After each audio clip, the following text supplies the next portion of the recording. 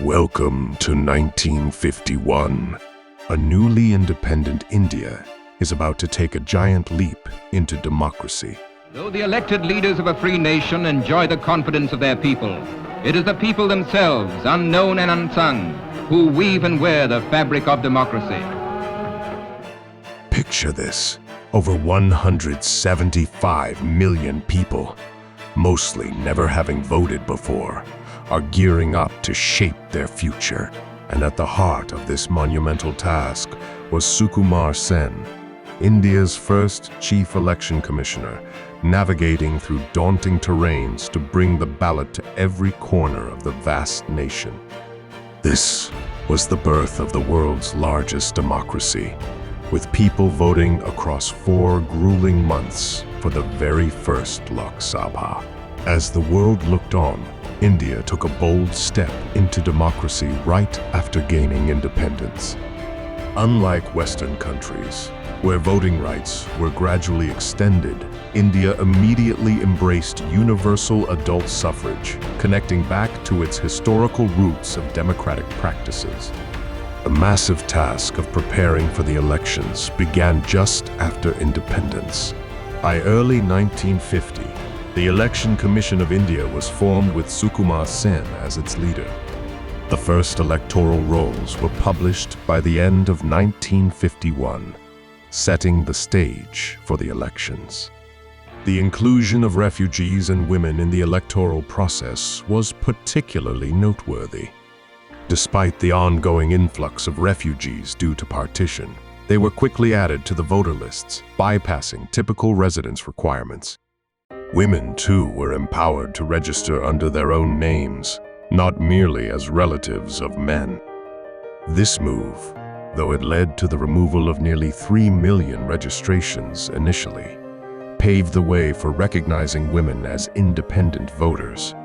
Through these actions, India not only solidified its commitment to democracy, but also showed deep respect for equal representation.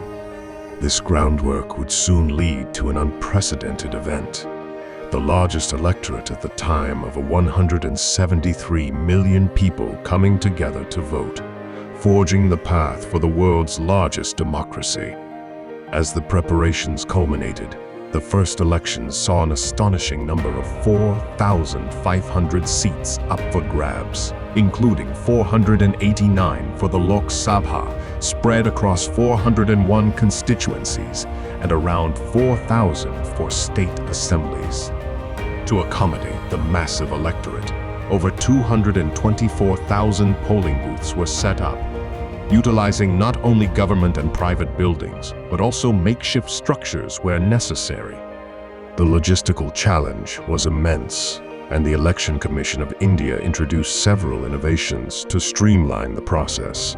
Each polling station featured multiple ballot boxes, one for each party, clearly marked with its symbol.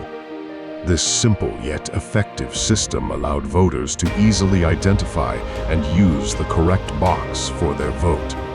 In total, this operation required over 2 million steel ballot boxes, using about 8,200 tons of steel. Another significant innovation was the introduction of indelible ink, a measure designed to prevent double voting and ensure that each vote was unique. To address initial hesitations from the public about marking their skin, the Election Commission collaborated with scientists to improve the ink's formula, enhancing its drying time and ensuring it stayed on voters' fingers.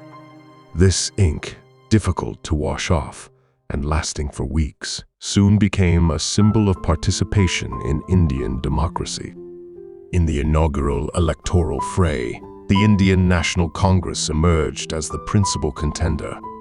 However, the electoral landscape was diverse, with a total of 53 parties vying for power. 14 of these received national party recognition, spanning a spectrum from the Communist Party to the Akhil Bharatiya Hindu Mahasabha, each representing a different slice of India's ideological spectrum. Under the dynamic leadership of Nehru, the Congress Party campaigned vigorously.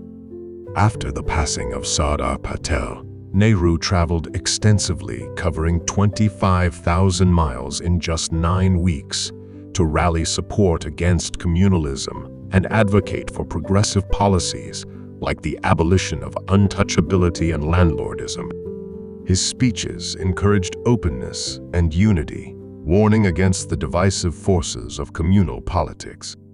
India's first general election was meticulously scheduled to accommodate diverse climatic and geographic conditions.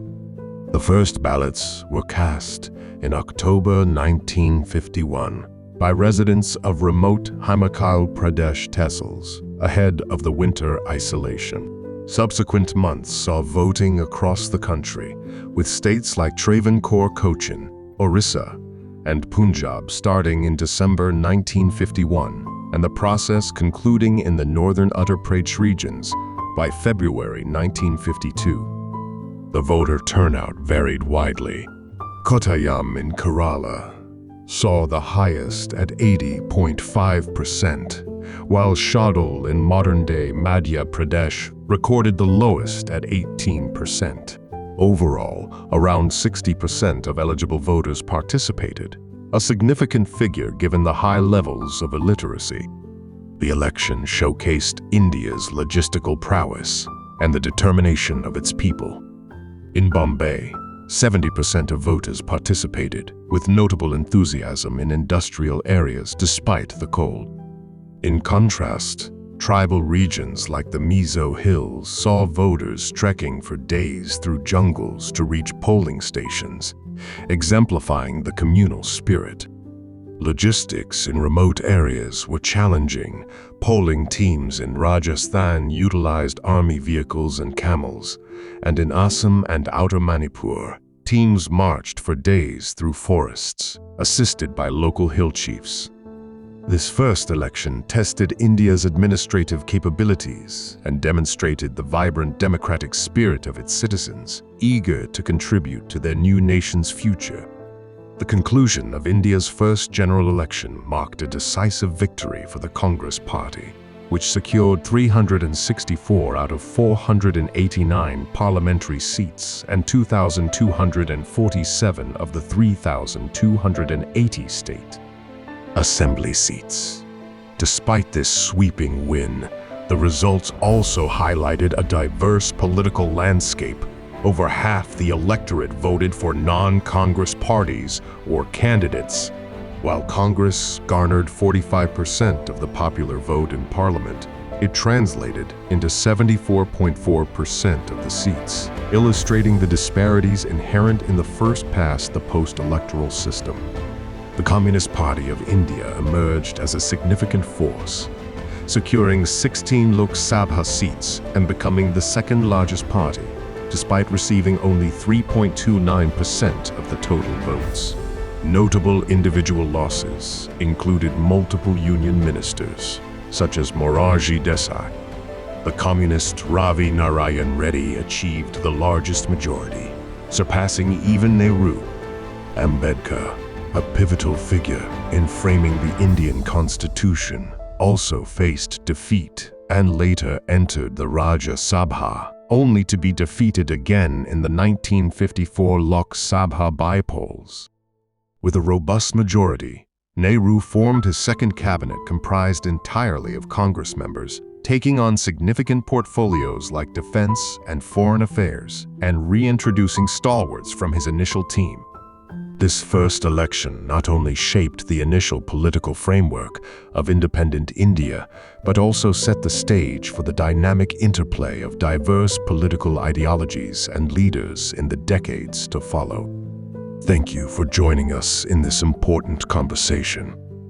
Your awareness and actions today can pave the way for a healthier tomorrow. Remember, the path to understanding is a journey, not a destination. Until next time, keep seeking, keep questioning, and keep exploring the mysteries of our world. If you enjoyed this exploration, like, share, and subscribe.